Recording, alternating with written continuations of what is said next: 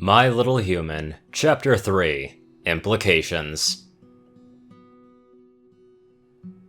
Though the language was somewhat sanitized, My Little Human had shown itself remarkably close to actual events, at least according to Anon's recollections.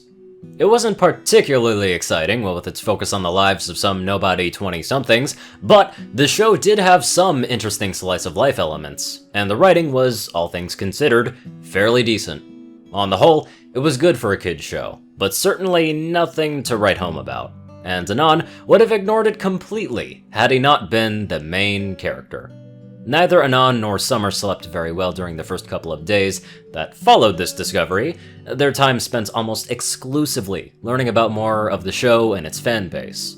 Once the initial shock wore off, and the overpowering sense of cosmic horror lessened a bit, the two had an absolute riot, reveling in a combination of absurdity, narcissism, and smugness.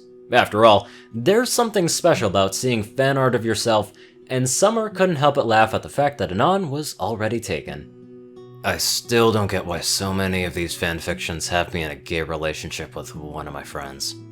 He rested his chin on a hand. What's the appeal? My money is on exposure. Main characters are usually the most developed, so they end up being the most popular. Besides, you six share a lot of screen time, so these ponies probably don't see it as that much of a stretch.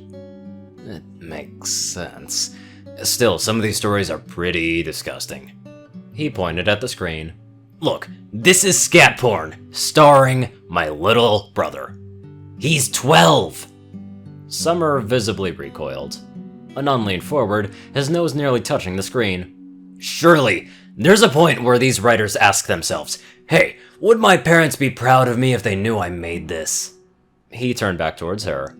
Honestly, like a good third of humor shit is sexual. It's just bizarre. What do you think that is? Anon shrugged. The show is pretty kid-friendly, so I reckon it's the fans. If I had to guess, they're fairly lonely in real life, and so turn to this stuff as a form of escapism. You know, living vicariously through cartoon characters. He clicked around for a bit. Is that Princess Celestia? Uh-huh, looks like it. I gotta say, I'm flattered by how big they think my dick is. Anon nudged her shoulder. Bet you wouldn't mind that, huh? She pushed him away. Oh, buck off. You know I couldn't walk for a week after our first time. He did a little pose. Mares quake in fear of my mighty column, robust in girth and substantial in length. Nani, you're twice my height. She snorted. I'm surprised it fits at all. Anon pulled her close, and she nuzzled his neck. You say it like it's a bad thing. I love you. I love you too. They sat there for a few moments, losing themselves in each other's embrace. When their affection cooled and reality once again reared its head, Summer pulled away and stared him in the eyes. Anon? Yeah? Where do we go from here? He raised an eyebrow. What do you mean? It's just... This entire situation is incredibly disturbing. And even though we're laughing, I can't imagine that either of us are comfortable with it. She tapped her hooves together. Even if nothing changes, the knowledge that this show exists will eat away at us. And we'll be all the worse for it. Honestly, I can't see this ending well. Summer, we've been through some serious shit, and this is no different. Anon patted her on the head. It might be rough, but we'll get out on top. Don't you worry. She swatted his hand away. This is serious. We can't just sit around and pretend that everything's all hunky-dory. Taking a deep breath, Summer leaned back in her chair. We could always sue them, or something. God, no, that's the last thing I want. Can you imagine how much of a legal nightmare that would be? Even beyond citizenship and free speech and shit, Hasbone has a copyright, and they might pull something to try and take me. Her ears wilted. I know, but I'd still like to do something about it, if only to get them off of our backs. The best defense is a good offense, and all that. Trust me, I get it. But I'd rather not provoke anybody. Why don't we wait until something happens and Just take it from there.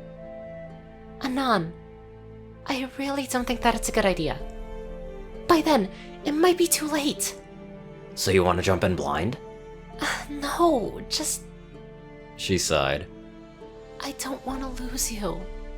And you won't. But only if we handle this with tact and restraint. He looked up at the ceiling. We should probably buy a gun, though. She tilted her head. A what? You know, a gun. Big metal tube, shoots bullets, makes a loud bang. He made a finger gun and shot at the wall, making sure to accompany the display with appropriate sound effects. I've never heard of those before. You guys have computers, but you don't have guns. What kind of backwards tech tree is this world running? She shrugged. I don't see what the big deal is. We got along well enough without them. I guess. He chuckled. If worst comes to worst, I can just brain them with a table leg or something. Human ingenuity at its finest. Hey, if it works. He looked at the wall clock. Anyways, I'm gonna head in. She yawned. Agreed. Anon stood up and popped the knots in his back, and Summer stretched her wings. The two made their way to the bedroom, her tail wrapped around his leg, and his hand resting on her shoulder. And as his head touched the pillow, there was a knock on the front door. Anon? Anon! Are you in there? Anon? Celestia, Dwight, it's midnight. He's probably asleep. I need to make sure that he's alright.